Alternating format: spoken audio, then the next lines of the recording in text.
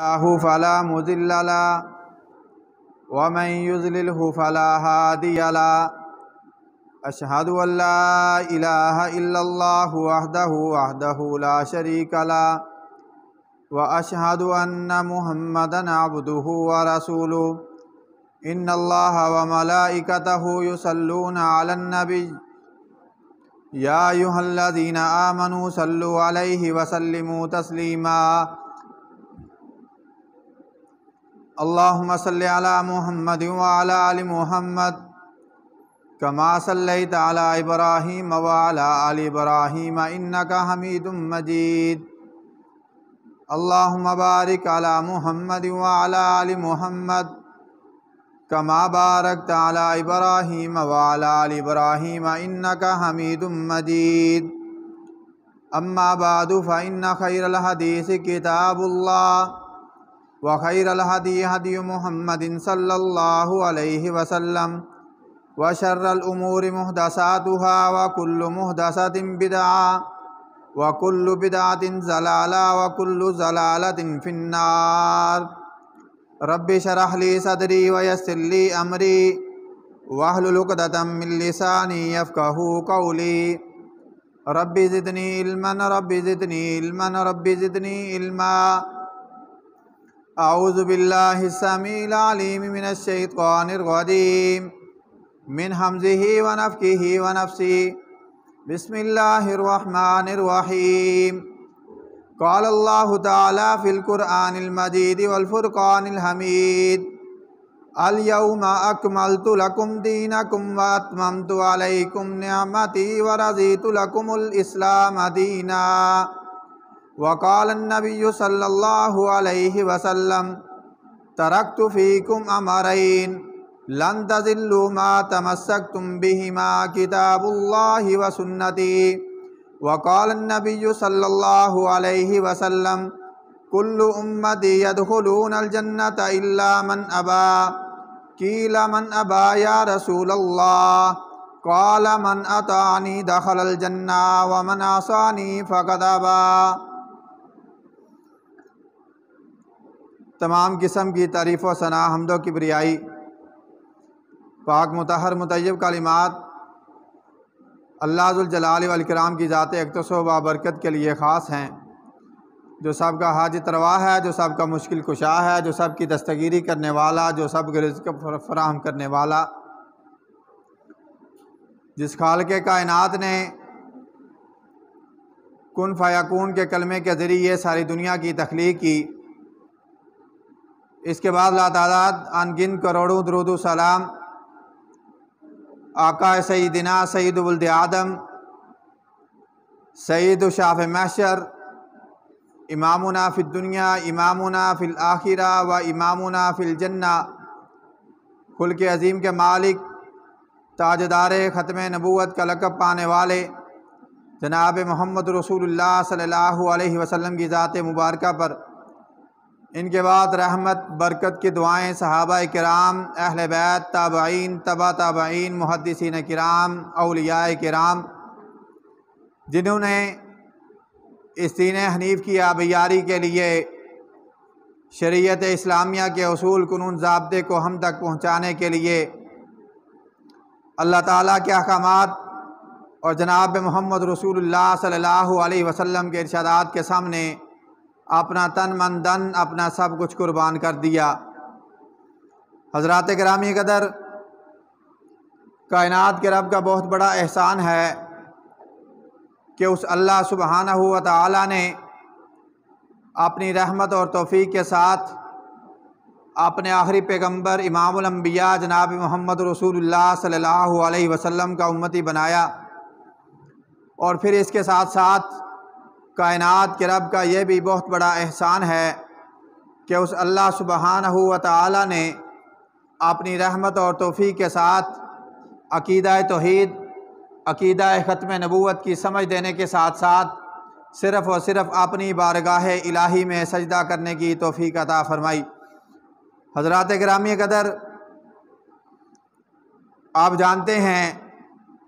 اسلامی سال کا آخری مہینہ ذوالحج کا مہینہ ہے، اور ذوالحج کے پہلے 10 ایام بڑے ہی بابرکت ایام، بڑی ہی فضیلت والے ایام، بڑے ہی مقام اور مرتبے والے ایام، ان ایام میں عام دنوں کی نسبت نیکی کا اجر کائنات کے رب کے دربار کے اندر اپنے بندے کے نامہ اعمال میں دگنا کر دیا جاتا ہے۔ اس لیے ہمیں کوشش کرنی چاہیے کہ ہم ان 10 ایام کے اندر اللہ تبارک و تعالیٰ کی رحمت اور توفیق کے ساتھ اللہ تعالیٰ کو کثرت کے ساتھ یاد کریں، ذکر و اذکار کریں، توبہ استغفار کریں، قرآن مجید کی تلاوت کریں، اٹھتے بیٹھتے چلتے پھرتے اللہ تعالیٰ کی حمد و ثنا، کبریائی، لا الہ الا اللہ کا ذکر، سبحان اللہ، الحمدللہ، لا حول ولا قوت الا باللہ، یہ کلمات ہم اپنی زبان سے کثرت کے ساتھ ادا کرتے رہیں۔ آج کے ہمارے جمعۃ المبارک کے خطبے کا موضوع ہے کہ نبی اکرم صلی اللہ علیہ وسلم کے خطبہ حجۃ الوداع کے احکامات۔ جو آخری خطبہ نبی اکرم صلی اللہ علیہ وسلم نے میدان عرفات کے اندر دیا تھا، اس کے کیا احکامات ہیں اور اس کے بارے میں اللہ کے رسول صلی اللہ علیہ وسلم نے کیا حکم ارشاد فرمایا ہے۔ کائنات کے رب کا ارشاد گرامی ہے، آپ صلی اللہ علیہ وسلم نے یہ آیت مبارکہ تلاوت فرمائی، الیوم اکملت لکم دینکم واتممت علیکم نعمتی ورضیت لکم الاسلام دینا۔ اللہ تبارک و تعالیٰ نے اپنے آخری پیغمبر امام الانبیاء جناب محمد رسول اللہ صلی اللہ علیہ وسلم کو مخاطب کر کے یہ اعلان کیا کہ اے پیغمبر کائنات امام الانبیاء جناب محمد رسول اللہ صلی اللہ علیہ وسلم، الیوم اکملت لکم دینکم، آج کے دن ہم نے تمہارے لیے تمہارا دین مکمل کر دیا ہے، واتممت علیکم نعمتی، اور اپنی تمام کی تمام نعمتیں تمہارے اوپر پوری کر دی ہیں، ورضیت لکم الاسلام دینا، اور اگر تمہارے لیے کسی چیز کو پسند کیا ہے، منتخب کیا ہے، تو وہ دین اسلام کو منتخب کیا ہے۔ حضرات گرامی قدر، اس حجۃ الوداع کے موقع پر نبی اکرم صلی اللہ علیہ وسلم نے بے شمار احکامات اپنی امت کے لیے صحابہ کرام کی موجودگی میں یہ ارشاد فرمائے، لیکن میں اختصار کے ساتھ اپنے موضوع کو مکمل کرنے کی کوشش کروں گا۔ سب سے پہلی بات جو اللہ کے رسول صلی اللہ علیہ وسلم نے خطبہ حجۃ الوداع کے موقع پر ارشاد فرمائی تھی، وہ یہ تھی کہ خون مسلم کی حرمت، مسلمان کے خون کو فضول نہیں بہایا جائے گا، مسلمان کو جان بوجھ کر قتل نہیں کیا جائے گا۔ اللہ کے رسول صلی اللہ علیہ وسلم کو مخاطب کر کے کائنات کے رب نے یہ ارشاد فرمایا تھا کہ وَمَن يَقْتُلْ مُؤْمِنًا مُتَعَمِّدًا فَجَزَاؤُهُ جَهَنَّمُ خَالِدًا فِيهَا وَغَضِبَ اللَّهُ عَلَيْهِ وَلَعَنَهُ وَأَعَدَّ لَهُ عَذَابًا عَظِيمًا۔ جو کوئی کسی مومن کو جان بوجھ کر قتل کر ڈالے، اس کی سزا جہنم ہے، جس میں وہ ہمیشہ ہمیشہ رہے گا۔ اس پر اللہ تعالیٰ کا غضب ہے، اس پر اللہ تعالیٰ کی لعنت ہے، اور اس کے لیے اللہ تبارک و تعالیٰ نے بڑا ہی دردناک عذاب تیار کر رکھا ہے۔ دوسرے نمبر پر اللہ کے رسول صلی اللہ علیہ وسلم نے کہ مسلمان کے مال کی حرمت، آج ہم یتیم کا مال، مسکین کا مال بغیر سوچے سمجھے، بغیر اجازت لیے، بغیر قرآن و حدیث کی روشنی میں اپنے اوپر لگانے کی کوشش کرتے ہیں، لیکن ایسا نہیں ہے۔ اللہ کے رسول صلی اللہ علیہ وسلم نے اس بات سے بھی خطبہ حجۃ الوداع کے موقع پر منع کر دیا تھا کہ رسول اکرم صلی اللہ علیہ وسلم نے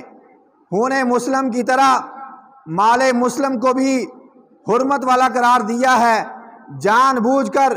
اس پر ناجائز قبضہ کرنا حرام قرار دیا ہے۔ اللہ کے رسول صلی اللہ علیہ وسلم نے فرمایا، کائنات کے رب نے آپ صلی اللہ علیہ وسلم کے امتیوں کو، ایماندار لوگوں کو مخاطب کر کے یہ اعلان کیا، یا ایھا الذین آمنوا، اے لوگو جو ایمان لائے ہو، جنہوں نے لا الہ الا اللہ محمد رسول اللہ صلی اللہ علیہ وسلم کا اقرار کیا ہے، لا تأکلوا اموالکم بینکم بالباطل الا ان تکون تجارۃ عن تراض منکم، اے ایمان والو اپنے آپس کے مال ناجائز طریقے سے مت کھاؤ۔ ہاں تمہاری آپس کی رضامندی سے خرید و فروخت ہو جائے تو وہ ایک الگ بات ہے، وہ ٹھیک ہے۔ اس کے بعد اللہ کے رسول صلی اللہ علیہ وسلم نے امور جاہلیت کا خاتمہ کیا، اور صحیح مسلم کی روایت ہے، اللہ کے رسول صلی اللہ علیہ وسلم نے فرمایا، خبردار، جاہلیت کے تمام کام میرے قدموں کے تلے آج دفن ہو چکے ہیں۔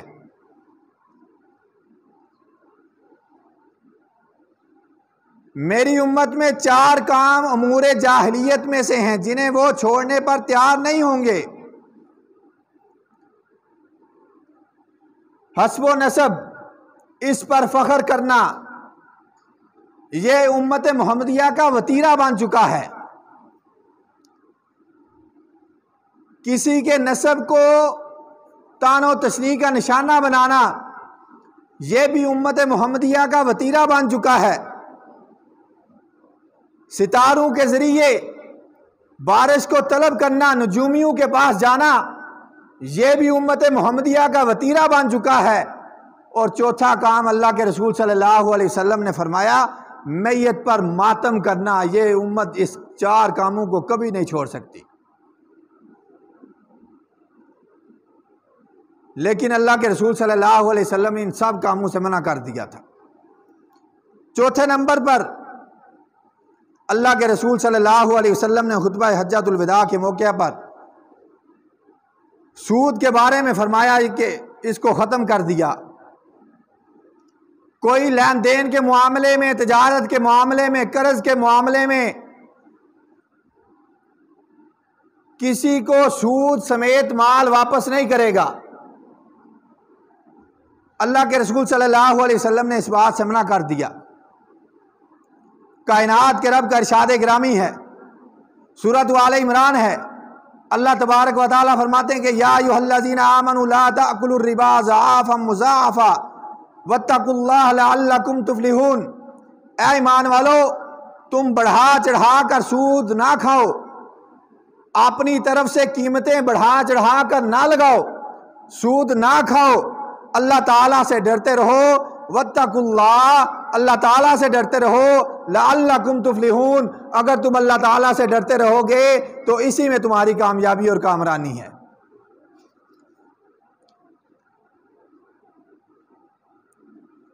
اور 5ویں بات، اللہ کے رسول صلی اللہ علیہ وسلم کی زندگی عملی نمونہ۔ آپ صلی اللہ علیہ وسلم نے نبوت سے پہلے 40 سالہ زندگی مکہ کے اندر گزاری، لیکن کبھی کسی نے انگلی تک نہیں اٹھائی۔ 23 سالہ دور نبوت کو اٹھا کے دیکھ لیجیے، لیکن کبھی نبی اکرم صلی اللہ علیہ وسلم کی زندگی پر، آپ صلی اللہ علیہ وسلم کی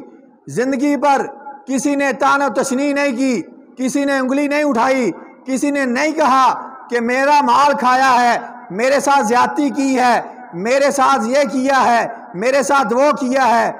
اللہ کے رسول صلی اللہ علیہ وسلم کو اس لیے تو کائنات کے رب نے ارشاد فرمایا، لَقَدْ كَانَ لَكُمْ فِي رَسُولِ اللَّهِ أُسْوَةٌ حَسَنَةٌ۔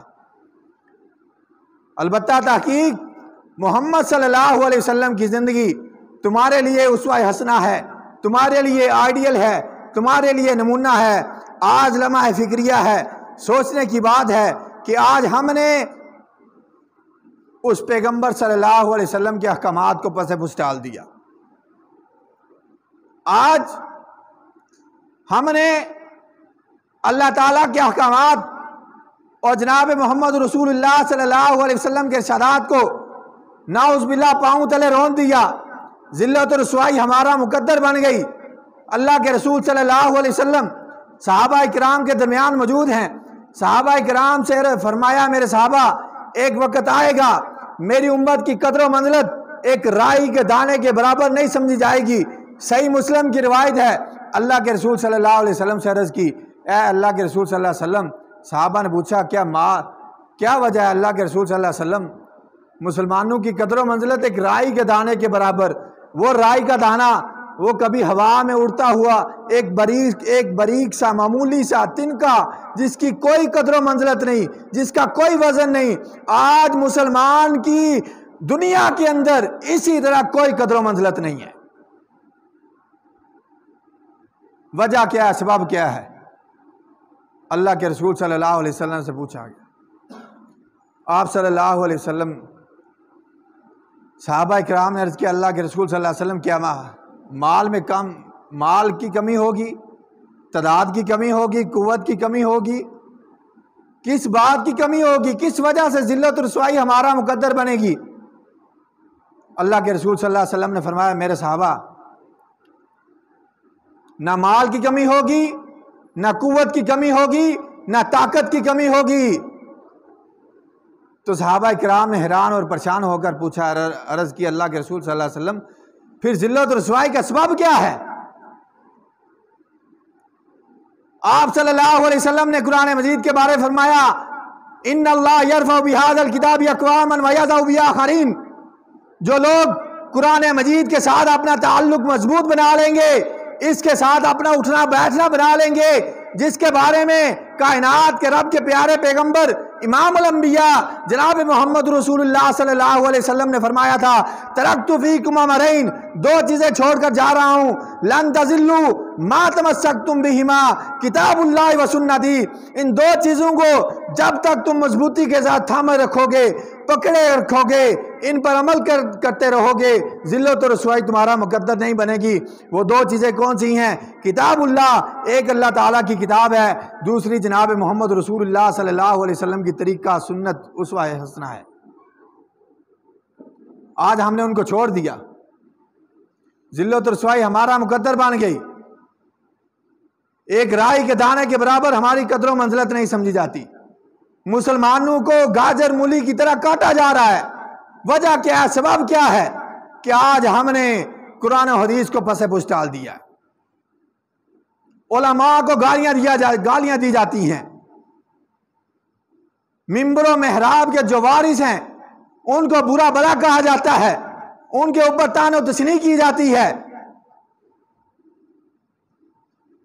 ان کو قتل کی دھمکیاں دی جاتی ہیں. یہ وہی علماء، یہ وہی ممبر و محراب کے وارث جن کے بارے میں امام الانبیاء جناب محمد رسول اللہ صلی اللہ علیہ وسلم نے فرمایا تھا العلماء ورثۃ الانبیاء. علماء جو ہیں وہ انبیاء کے وارث ہیں، وہی قرآن و حدیث کو آگے لے کر جانے والے ہیں. آج ہم اپنی انا کی خاطر، اپنے روپے پیسے کی خاطر، اپنے اچھے مستقبل کی خاطر آج ہم علماء کو گالیاں دیتے ہیں،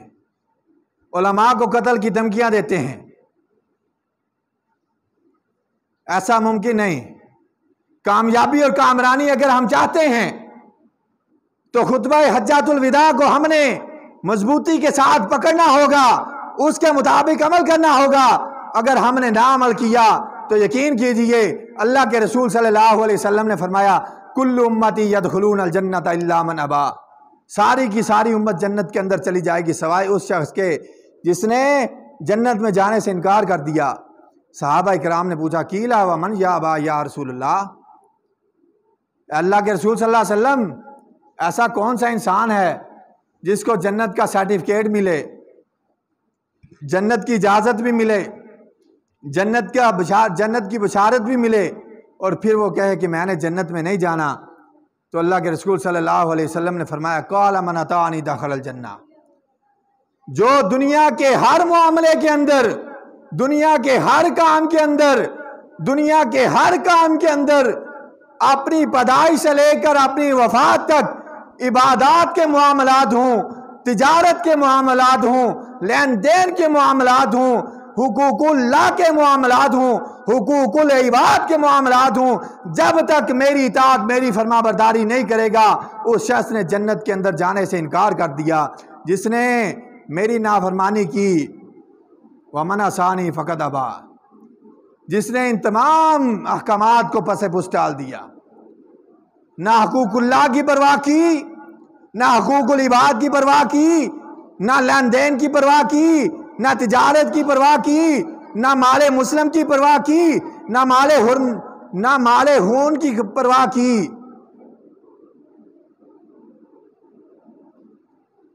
تو اللہ کے رسول صلی اللہ علیہ وسلم نے فرمایا جس نے ایسا کیا وَمَنْ عَصَانِي فَقَدْ أَبَىٰ،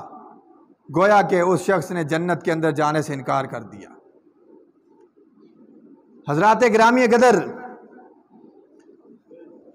اللہ کے رسول صلی اللہ علیہ وسلم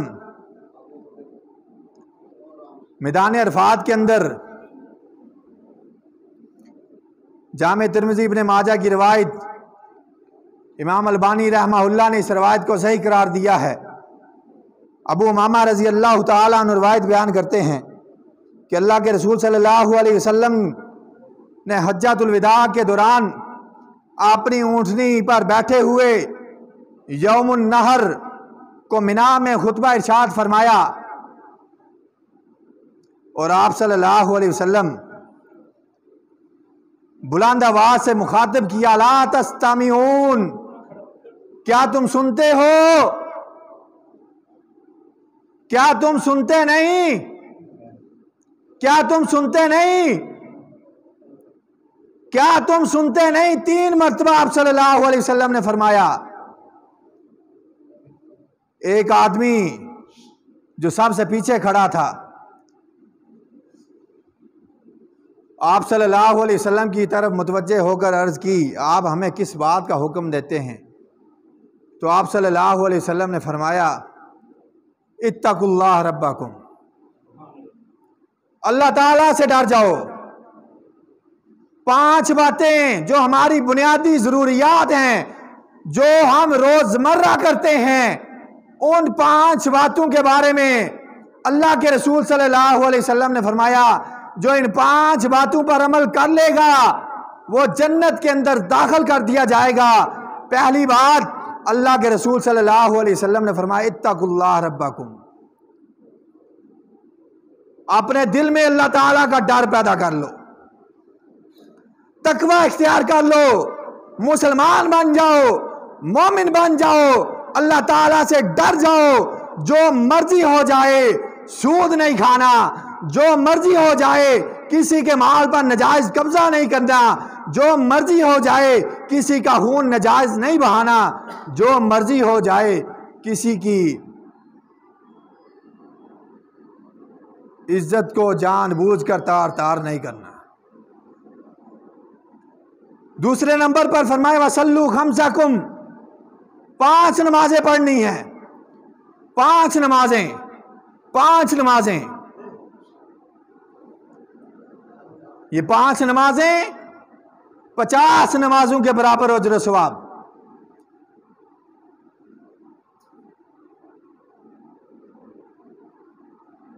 تیسرے نمبر پر اللہ کے رسول صلی اللہ علیہ وسلم نے فرمایا وَصُومُوا شَهْرَكُمْ، رمضان کے روزے رکھنے ہیں۔ چوتھے نمبر پر اللہ کے رسول صلی اللہ علیہ وسلم نے فرمایا وَأَدُّوا زَكَاةَ أَمْوَالِكُمْ، تم نے اپنے مال میں سے زکوٰۃ ادا کرنی ہے۔ 5ویں نمبر پر اللہ کے رسول صلی اللہ علیہ وسلم نے فرمایا وَأَطِيعُوا ذَا أَمْرِكُمْ، تم نے اپنے حکمران کی اطاعت کرنی ہے۔ آج ہم کیا کرتے ہیں؟ حکمرانوں کو گالیاں دیتے ہیں، حکمرانوں کو برا کہتے ہیں،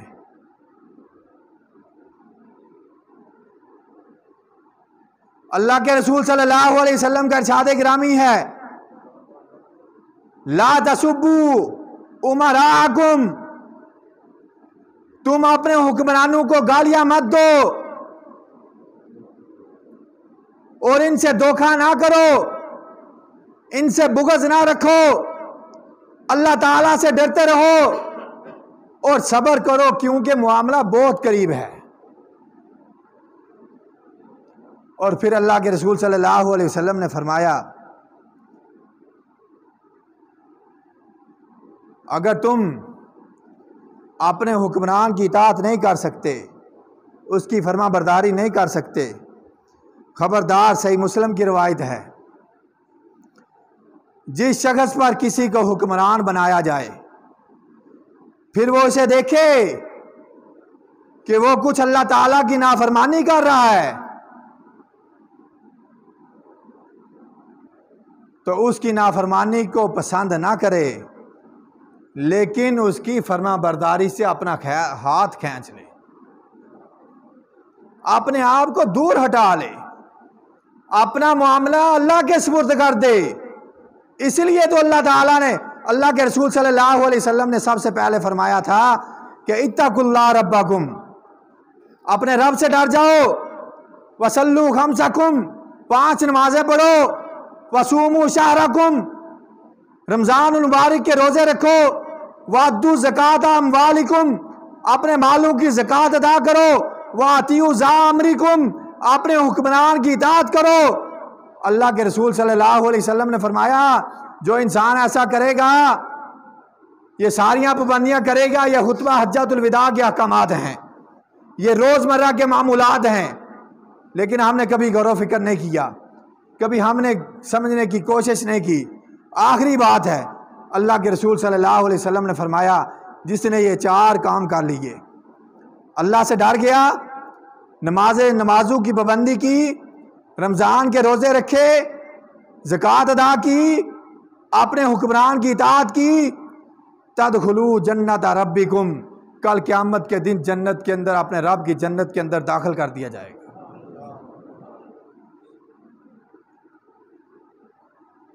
حضرات گرامی قدر،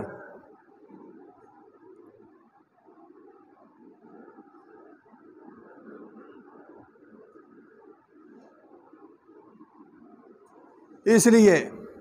میری آخری بات،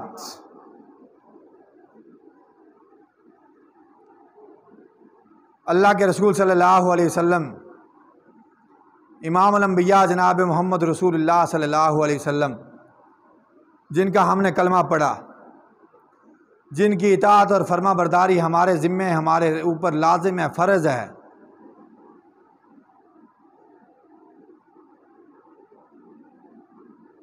کیونکہ آپ صلی اللہ علیہ وسلم کی اطاعت اور فرما برداری کے بغیر گزارا نہیں، زندگی گزار ہی نہیں سکتے۔ اس لیے اگر ہم چاہتے ہیں کامیابی اور کامرانی ہمارا مقدر بن جائے، ہم اس دنیا میں بھی کامیاب ہو جائیں اور کل قیامت کے دن بھی کامیاب اور کامران ہو کر جنت کے وارث، جنت کے مہمان بنا دیے جائیں، تو ہمیں ہر حال میں اللہ تعالیٰ کے احکامات کی فرما برداری کرنی ہوگی۔ ترکت فیکم امرین، 2 چیزیں چھوڑ کر جا رہا ہوں، لن تضلوا ما تمسکتم بہما کتاب اللہ و سنتی، جب تک ان 2 چیزوں کو مضبوطی کے ساتھ تھامے رکھو گے، پکڑے رکھو گے، ان کے مطابق عمل کرتے رہو گے، دنیا کے کسی بھی کونے میں چلے جاؤ، ذلت اور رسوائی تمہارا مقدر نہیں بنے گی۔ وہ 2 چیزیں کون سی ہیں؟ ایک اللہ تعالیٰ کی کتاب ہے، دوسری میری سنت ہے، میری حدیث ہے، میرا طریقہ ہے، میرا اسوہ حسنہ ہے۔ اگر ہم چاہتے ہیں جنت، میں بھی جنت کے اندر جانا چاہتا ہوں، آپ بھی جنت کے اندر جانا چاہتے ہیں، معاشرے کا ہر فرد، امت محمدیہ کا ہر فرد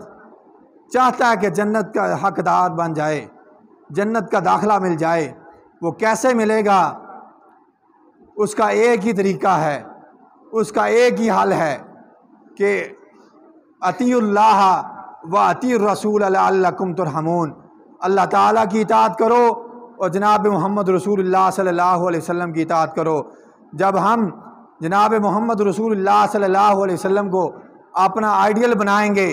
اپنا نمونہ بنائیں گے، اپنا اسوہ حسنہ بنائیں گے، ان کے اسوہ حسنہ کے مطابق زندگی بسر کریں گے، ان کی زندگی کو سامنے رکھ کر اپنی زندگی گزاریں گے۔ جس پیغمبر نے راتوں کو اٹھ کر قیام کیا، جس پیغمبر نے راتوں کو اٹھ کر یہ دعائیں مانگی، اللہم یسر لی امتی، اے اللہ میری امت کے لیے آسانیاں پیدا کر دے، اے اللہ میری امت کے لیے آسانیاں پیدا کر دے۔ آج لمحہ فکریہ ہے، سوچنے کی بات ہے کہ آج ہم نے اس پیغمبر کے احکامات کو نعوذ باللہ پس پس ڈال دیا، ذلت اور رسوائی ہمارا مقدر بن گئی۔ اگر ہم چاہتے ہیں کامیابی اور کامرانی ہمارا مقدر بن جائے، جنت مل جائے، مجھے بھی مل جائے، آپ کو بھی مل جائے، معاشرے کے ہر انسان کو مل جائے، تو اللہ کے رسول صلی اللہ علیہ وسلم نے ایک نسخہ کیمیا بتایا کہ کل امتی یدخلون الجنت الا من ابا، ساری کی ساری امت جنت کے اندر چلی جائے گی سوائے اس شخص کے جس نے جنت کے اندر جانے سے انکار کیا۔ صحابہ کرام نے پوچھا، اے اللہ کے رسول صلی اللہ علیہ وسلم، جنت کے اندر جانے سے کون انکار کرے گا؟ آپ صلی اللہ علیہ وسلم نے فرمایا، قال من اطاعنی دخل الجنہ، جو میری اطاعت کرے گا، میری فرما برداری کرے گا، حقوق اللہ سے لے کر حقوق العباد تک جتنے بھی معاملات ہیں، پیدائش سے لے کر وفات تک جتنے بھی معاملات ہیں، ان تمام معاملات کے اندر میری اطاعت، میری فرما برداری کرے گا، من اطاعنی دخل الجنہ، وہ کل قیامت کے دن جنت کے اندر میرے ساتھ ہوگا۔ وَمَنْ عَصَانِي فَقَدْ أَبَىٰ، جس نے ایک طریقہ بھی میرا چھوڑ دیا، جس نے ایک طریقے کے اندر بھی میری نافرمانی کی، میرے طریقے کو پس پس ڈال دیا، گویا کہ اس شخص نے جنت کے اندر جانے سے انکار کر دیا۔ حضرات گرامی قدر، کہنے کو بہت کچھ ہے لیکن زندگی کا کوئی پتہ نہیں کب زندگی کا اینڈ ہو جائے، اس لیے ہمیں کوشش کرنی چاہیے کہ ہم اپنے گریبانوں میں جھانکیں، اپنے اعمال کا محاسبہ کریں، اپنے گریبان کے اندر جھانک کر اپنے زندگی کا محاسبہ کریں کہ ہم کس بل بوتے پر زندگی بسر کر رہے ہیں۔ ہمارے پاس ایسا کون سا سرٹیفکیٹ ہے، ایسی کون سی اجازت نامہ ہے کہ ہم اپنی غلطیاں بھی کرتے چلے جائیں اور کمیاں کوتاہیاں بھی کرتے چلے جائیں، نافرمانیاں بھی کرتے چلے جائیں اور یہ کہتے بھی چلے جائیں کہ دیکھی جائے گی۔ جب اس وقت دیکھی نہیں جائے گی، اس وقت کائنات کے رب کا اعلان آئے گا، کل نفس ذائقۃ الموت، اس وقت دیکھنے کے لیے کچھ نہیں ہوگا۔ اس لیے حضرات گرامی قدر، اپنے آپ کو بدلیے، اللہ تعالیٰ کے احکامات اور جناب محمد رسول اللہ صلی اللہ علیہ وسلم کے ارشادات کے مطابق زندگی بسر کیجئے۔ اللہ تعالیٰ سے دعا ہے کہ اللہ تعالیٰ مجھے اور آپ کو صحیح معنوں میں قرآن و سنت کو سمجھ کر اس کے مطابق عمل کرنے کی توفیق عطا فرمائے۔ اقول قولی ھذا استغفر اللہ لی ولکم ولسائر المسلمین والمسلمات۔